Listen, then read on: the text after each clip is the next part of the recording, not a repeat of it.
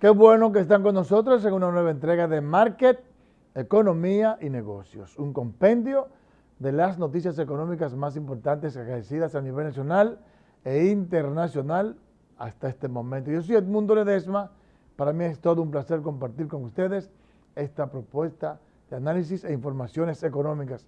De inmediato con las informaciones, porque tenemos muchas informaciones importantes y porque tenemos además una interesante entrevista.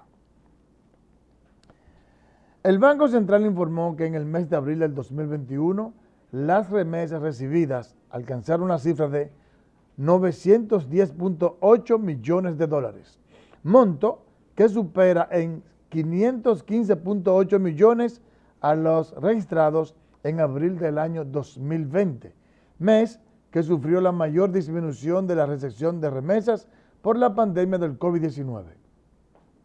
De manera acumulada, entre los primeros 4 meses del año, las remesas sumaron 3.459.5 millones, 1.361.3 millones por encima del mismo periodo del 2020, alcanzando un 64.9% del crecimiento interanual.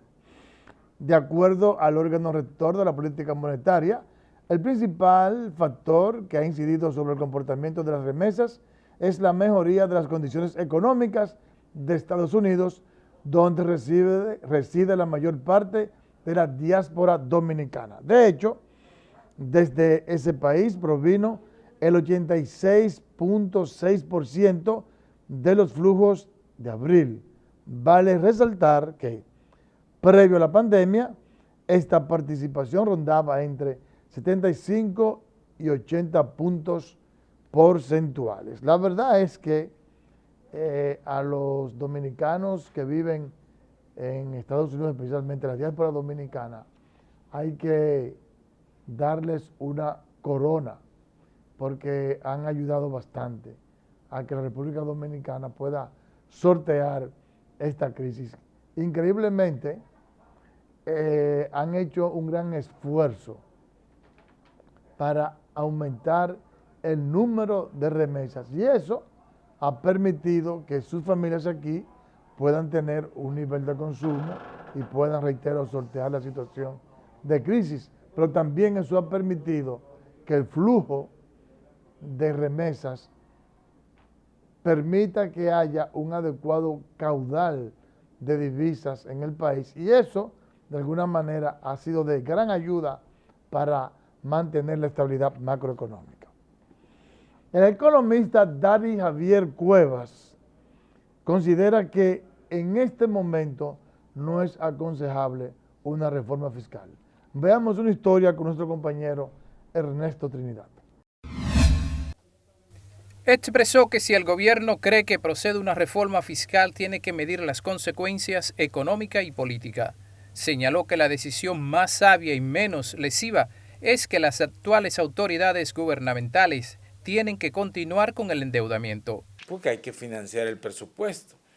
Entonces, aunque en el mediano y largo plazo, el gobierno terminaría pagando ese endeudamiento público con impuestos, pero lo va a trasladar, a desplazar hacia futuro, menos lesivo, la economía estaría recuperándose. El también catedrático indicó que las proyecciones que hay para que la economía dominicana vuelva a los niveles de 2019 sería para finales del segundo cuatrimestre de 2023. Lo ideal sería ver el contenido de la reforma y que el gobierno se proponga entonces darle un giro al sistema tributario dominicano, de pasarlo a un sistema regresivo que pagamos todos iguales, a un sistema progresivo, ¿verdad?, donde los que más tienen son los que más pagan. Javier Cuevas explicó que no está mal que el gobierno lance perspectivas positivas, pero piensa que debe fijarse en no ver que un déficit presupuestario es algo malo. El también economista Antonio Siriaco, que además es analista de este programa, considera, al igual que Dari Javier Cuevas, que no es prudente una reforma fiscal. Piensa que en este momento el gobierno es quien debe de sacrificarse, aumentar el gasto público y dejar para el 22, finales del 22 o inicios del 23, el tema de la reforma fiscal. Tenemos una historia nuevamente con Ernesto Trinidad. Ciriaco Cruz cree que el país podría verse en el espejo de Colombia en caso de que se embarque en echar hacia adelante las discusiones de una reforma fiscal. Todavía el tejido social en la República Dominicana no está lo suficientemente fortalecido. Hay un grupo importante de más de 50.000 personas que no han podido reintegrarse a sus labores, a su trabajo. Expresó que hay que tener en consideración que la República Dominicana tendrá un golpe de suerte porque se beneficiará durante este año y el próximo de un ciclo expansivo de la economía estadounidense. Hasta que se revise todo el documento, los documentos y la propuesta, y a partir del año 2023 evidentemente que se pueda ejecutar, porque yo creo que hay que consolidar la recuperación. De su lado, el presidente de Detallistas Unidos, Ricardo Rosario, es partidario de la consolidación de un gran pacto económico y social que pueda dar al traste a una reforma fiscal. Que elimine algunas distorsiones que aún nos quedan en la fiscalidad dominicana, que podamos rebajar tasas en vez de subir tasas y que podamos ser más eficientes en el cobro de los impuestos. Manifestó que el gran reto de los diferentes sectores es cómo se va a abordar este tema sin que la población se escandalice y que se generen disturbios callejeros. El expresidente Hipólito Mejía advirtió que no respaldará a nadie que haya metido la mano y que haya actuado de manera corrupta en el Estado Dominicano. Una historia con Rosalba Escalante. Gracias, buenas tardes. Así es, el líder PRMista y expresidente de la República, Hipólito Mejía, manifestó este lunes que todo aquel que robe al Estado y cometa actos de corrupción debe pagar, al tiempo que llamó a la justicia a reafirmar su compromiso con una sociedad que a su juicio va en detrimento. Y yo espero que la justicia esta que me metió mis 5 años y ciertamente por el maldito Chapo, cumpla con su cometido de hacer la cosa como Dios manda. Y no me arrepentí, me sentí mal.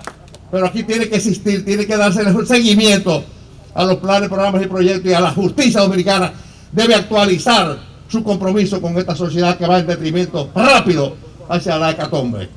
Mejía se refirió al tema luego de ser abordado respecto a los actos de corrupción que involucran a militares cercanos al expresidente Danilo Medina.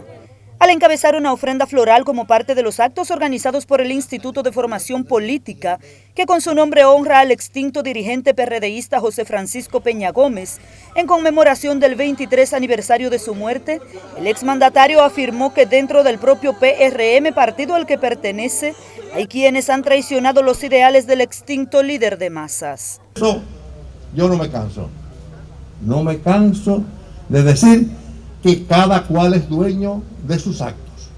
Cada quien es dueño de sus actos. El que no cumple con los postulados y el ejemplo de Peña Gómez es su problema. Hay muchos que no lo han cumplido. De lo nuestro, de lo de ahora, de lo que sé cuánto. Durante los actos que incluyeron otra ofrenda floral por separado encabezado por Peggy Cabral, viuda de Peña Gómez, se recordó el legado del más grande líder de masas de la historia política dominicana. Yo pienso que José Francisco Peña Gómez dignifica a los pobres de la República Dominicana y a los sectores más humildes de que pueden llegar, no hay límite para ellos. Yo pienso que José Francisco Peña Gómez es la superación personal hecha persona. Hipólito Mejía reafirmó su lealtad con Peña Gómez y afirmó que el extinto líder deja un legado que fortalece la democracia dominicana.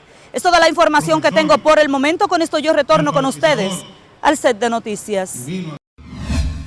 Gracias a Rosalba. Fíjense, señores, todo lo que hablamos aquí de crecimiento económico, de economía, de medidas, de políticas, de infraestructura, de turismo, todo eso de alguna manera se va al carajo para la población.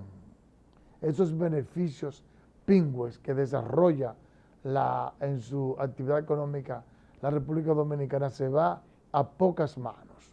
Unos privilegiados del sector empresarial y otros privilegiados del sector político que a través de la corrupción y a través de los acuerdos que realizan entre ellos y a través del mal manejo de los fondos del Estado, ellos se benefician, pero la gran mayoría de los dominicanos está cogiendo lucha.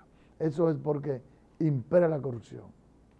Por eso nosotros estamos de acuerdo con lo que dice Hipólito Mejía, estamos esperanzados en la voluntad política que tiene el presidente Luis Abinader de enfrentar la corrupción y hacer que paguen los que han metido la mano. Hasta el momento hay unos 3, 4 casos que están en los tribunales y todo el mundo tiene la esperanza de que con estos casos se inició el proceso de desmantelación de la impunidad y de la corrupción y que por fin, como dicen por ahí, por fin empezaron a ahorcar blancos. Ya es hora, inició el proceso de castigar la impunidad.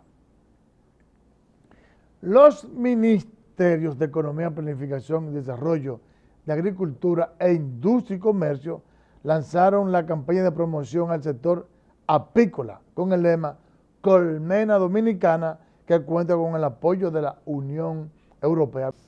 La apicultura es una actividad agropecuaria de gran importancia económica y ecológica para nuestro país, que beneficia a las MIPYMES del sector, las cuales tienen una influencia determinante sobre la evolución económica y siendo su expansión indispensable para el crecimiento del ingreso promedio de la población. El Banco de Reservas y el Archivo General de la Nación firmaron un acuerdo de cooperación que fortalecerá la difusión del acervo cultural del país mediante la realización de proyectos culturales y la edición de libros de comprobada relevancia historiográfica. El convenio fue firmado por el administrador general de Banreservas, Samuel Pereira, y el director general del Archivo General de la Nación, el destacado historiador Roberto Casá. Esta iniciativa, que coincide con la celebración de nuestro 80º aniversario, resulta significativa para Banreservas porque constituye una prueba fehaciente de nuestro reiterado compromiso con la cultura y de nuestro profundo respeto por el cultivo de todas las artes y ciencias. A nombre de todo el personal del Archivo General de la Nación quiero expresar la satisfacción de la firma de este convenio. Tenemos puestas muchas esperanzas en lo que se podrá hacer en beneficio de la cultura, en beneficio de la educación de la República Dominicana a través de este convenio. El administrador general del Banco de Reservas anunció que dentro del programa se tiene previsto publicar la obra completa del poeta nacional Pedro Mir. De vuelta en Market, Economía y Negocios. El Instituto Duartiano rechazó este lunes las pretensiones del gobierno haitiano de desviar el río Masacre, considerando que con esta acción el presidente haitiano Jovenel Moïse busca conseguir respaldo popular. Asimismo, demandó de la alcaldía del Distrito Nacional la intervención del Parque Duarte, ubicado entre las calles Padre Villine y Arzobispo Noel, en la zona colonial. Jonan González tiene la historia. El Instituto Duartiano manifestó su rechazo a las pretensiones del gobierno haitiano de desviar el curso del río Masacre en suelo haitiano. La institución, que busca preservar los valores del patricio Juan Pablo Duarte, llamó al gobierno a mostrarse justo y enérgico en la defensa del recurso natural que nace en la República Dominicana. Los propios parceleros, los ganaderos, los ciudadanos que están en frontera han explicado los niveles de daño que produciría el desvío de ese cauce, independientemente de lo que significa no solo para el ecosistema, sino para la propia seguridad y para la vida de los dominicanos. A juicio del presidente de la institución, Wilson Gómez Ramírez, el desvío del río es una acción propiciada por el presidente haitiano Jovenel Moïse para calmar las protestas en su contra que se han estado registrando en su país. Por otro lado, Gómez Ramírez se quejó del abandono en el que se encuentra el Parque Duarte de la zona colonial, donde supuestamente las mismas autoridades municipales han retirado banderas dominicanas colocadas por el Instituto Duartiano. Nosotros entendemos que este lugar tiene que ser objeto de cuidado, de vigilancia, de iluminación y de tratamiento. En el caso del referido parque, el Instituto Duartiano se comprometió a colocar cámaras de seguridad y una verja perimetral que resguarde la estatua del patricio que se encuentra en el lugar. Gracias, Jonan. Ahora vamos con el resumen de noticias internacionales. A la vuelta, una interesante entrevista. El Producto Interno Bruto francés crecerá apenas 0.25% en el segundo trimestre, según el Instituto Nacional de Estadística, ya que la desescalada programada por el gobierno para mayo y junio compensará muy levemente la caída por el endeudamiento de las restricciones que hubo en abril. El Instituto Nacional de Estadística explicó que la actividad se situará en el segundo trimestre globalmente en 4% por debajo del nivel anterior a la crisis. Los intercambios comerciales de China con el resto del mundo aumentaron 26.6% interanual durante el mes de abril. Así, durante el cuarto mes del año, el volumen de comercio exterior chino alcanzó los 3.149 millones de yuanes. Las estadísticas oficiales muestran que las exportaciones crecieron un 22.2% interanual en abril, mientras que las importaciones aumentaron 32.2% interanual en ese periodo. Y las ventas del comercio minorista brasileño cayeron un 0.6% en marzo respecto a febrero, debido a las restricciones impuestas en una parte de los estados del país para contener el fuerte avance del COVID-19 durante la segunda ola de la pandemia. Las ventas de comercio, sin embargo, aumentaron 2.4% respecto a marzo 2020, el primer mes del inicio de la crisis sanitaria en el país suramericano, uno de los más castigados por el coronavirus a nivel mundial, según el Instituto Brasileño de Geografía y Estadística. Y la tasa de inflación mexicana aumentó en abril hasta 6.08%, la más elevada desde finales de 2017, después de que los precios subieran en el cuarto mes del año un 0.33%. Abril se convierte así en el cuarto mes consecutivo de aumento de la tasa de inflación, después de que en enero subiera hasta 3.54%. En febrero lo hiciera hasta 3.76% y en marzo escalara hasta 4.67%. En abril 2020 los datos correspondientes reflejaron una caída del 1.0% en el índice de precios al consumidor, con lo que la inflación quedó en 2.15%. Y el Banco Central de la República Dominicana reportó que en abril las remesas recibidas alcanzaron $910.8 millones, monto que supera los $515.8 millones a las que llegaron en abril 2020, mes en el que se registró la mayor disminución de la recepción de remesas por la pandemia del COVID-19. El acumulado de los primeros 4 meses sumó $3.459.5 millones. El Banco Central informó que se trata de un monto que supera los 1.361.3 millones en el registro de enero a abril del pasado año, lo que representa un aumento interanual de 64.9%.